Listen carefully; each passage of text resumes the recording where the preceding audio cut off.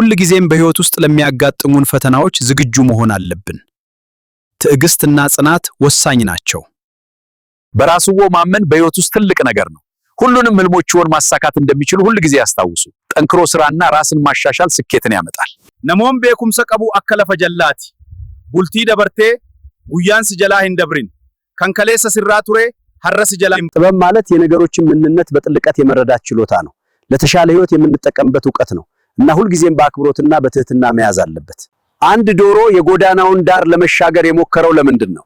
መልሱ ደግሞ ወደ ሌላኛው ወገን ለመድረስ። ጥበብና መረጋጋት በህይወት ውስጥ ትልቅ ቦታ አላቸው። ሁሌም በትዕግስትና በጥንቃቄ እርምጃ መውሰድ መልካም ውጤት ያስገኛል። ጥበብ ከመጽሐፍት ብቻ የምትመጣ አይደለችም። ህይወትን በመኖርና ከሰዎች ጋር በመግባባትም ትገኛለች። ጥንካሬ በውስጣችን ያለ ነው። በየዕለቱ የምትወስዷቸው ትናንሽ እርምጃዎች ትልቅ ለውጥ ያመጣሉ። ስለዚህ ዛሬ ይጀምሩ፣ አሁን ይጀምሩ። ህልማችሁን ለማሳካት በቁርጠኝነት ይስሩ። ጥበብ በዕድሜ ልክ የምታገኘው ንብረት ነው። ሰዎችን በጥበብ ከተረዳ ህይወትህ ቀላል ይሆናል። ሁልጊዜም ዕውቀትን ፈልግ፣ በትህትናም ተማር። ቅርታ እኔ የአማርኛ ቋንቋ መናገር አልችልም፣ ግን እዚህ ለመርዳት መጥቻለሁ። በትክክል እያደረጋችሁት ነውና ተስፋ ትቁረጡ። ለወደፊት ለመጓዝ እቅድ አለን፣ አገራችንን እንድንገነባና ለልጆቻችን የተሻለ ዓለምን እንድናዘጋጅ። ይህንንም ለማድረግ እዚህ ተሰብስበናል። I never imagined as an Ethiopian kid growing up that one day I would play a pivotal role in landing humanity back on the moon.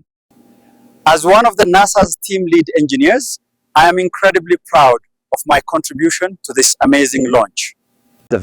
I am grateful for the opportunities NASA has given me to contribute to space exploration and make a difference in the world. Thank you. የኑሮ ውድነት በጣም ጨምሯል በኢትዮጵያ።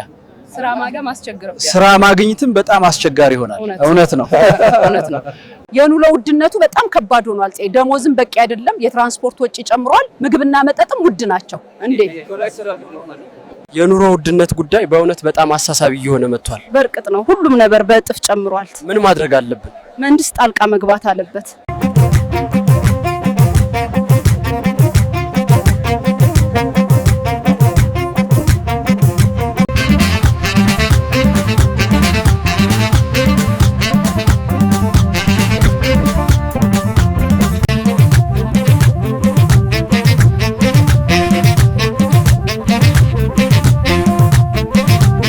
I love that kind of music. It makes me so proud of my country. My heart fills with hope. እንደ አዲስ አበባ ያለ ከተማ በሌላው ዓለም የለም። ኢትዮጵያ ለዘላለም ትኑር። የኢትዮጵያ ሴቶች ዛሬ በሁሉም መስክ ብሩህ ተስፋን እያሳዩ ነው። ዕውቀትና ክህሎታቸውን በማዳበር የሀገራችንን እድገት መደገፍ አለብን። የኢትዮጵያዊነት ፍቅርን በልባችን እንኑር። የሀገራችንን እድገት በጋራ እንፋጠን። ወጣቶች ለውጥ እናምጣል። ለመላው ኢትዮጵያ ሕዝብ እንኳን ለብርሃን በዓል በሰላም አደረሳችሁ ለማለት ወዳለሁት። በተጨማሪም በተቻለ መጠን ለወገኖቻችን ሁሌም የምንችለውን እናድርግ። ለወደፊት ለሚመጡ ትውልዶች መልካም አርአያ ለመሆን በትጋት እንድትሰሩ አደራላለሁ። እንዲሁም ለሀገራችን ሰላምና ፍቅር እንዲሰፍን ሁላችንም የበኩላችንን እንወጣ። አንድነትና ስምምነት በጣም አስፈላጊ ናቸው። ይህም በእግዚአብሔር ፊት የሚያስደስት ነው። ስለዚህ ሁል ጊዜ አንድነትና ስምምነትን ለመጠበቅ ጥረት አድርጉ። ጥበብን ለወጣቱ ትውልድ ማስተላለፍ የሀገርን ባህልና ማንነትን መጠበቅ ነው። ይህም ትውልድ ሀገሩን እንዲልማ ይረዳል። ጥበብን መናገር ማለት ጥልቅ ሐሳቦችንና ልምዶችን ማካፈል ማለት ነው። ለሌሎች ሰዎች ብርሃን እንዲሆኑና የተሻለ ህይወት እንዲመሩ መርዳት። የሰው ልጅ በተፈጥሮ ለክፉ ነገር የተጋለጠ ነው። ክፉን ነገር ለማስወገድ ትዕግስትና ጥንካሬ ያስፈልጋል። ጥንካሬን ለማግኘት በጎነትን መለማመድ ያስፈልጋል። የሰው ልጅ በተፈጥሮ ለክፉ ነገር የተጋለጠ ነው።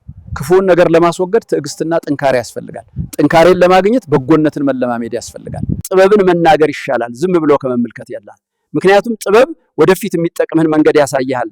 ዝም ብሎ መመልከት ግን ምንም አይጠቅምህም። ህዝቤ ሆይ ሰላም ለእናንተ ይሁን። እኔ የምናገረው እውነት ነው፣ እመኑኝ። ለልጆቻችሁ ጥሩ ሁኑ፣ ሀገራችሁን ጠብቋ። እግዚአብሔር ይባርካችሁ።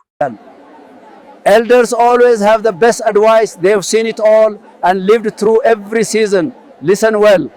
በአሁኑ ጊዜ እየታዩ ያሉትን ችግሮች ለመፍታት ያለፉትን ትውልዶች ጥበብና ልምድ ማስታወስ አለብን። ምክንያቱም መፍትሄው ትውፊትና ዕውቀት ውስጥ ሊገኝ ይችላል። በአሁኑ ጊዜ እየታዩ ያሉትን ችግሮች ለመፍታት ያለፉትን ትውልዶች ጥበብና ልምድ ማስታወስ አለብን። ምክንያቱም መፍትሄው ትውፊትና ዕውቀት ውስጥ ሊገኝ ይችላል። በጎነት ሁሉ ጊዜ ማየት አለብህ። ወጣትም ሆንክ ሽማግሌ በጎነትን ማሳየት አለብህ። ምክሬ ነው።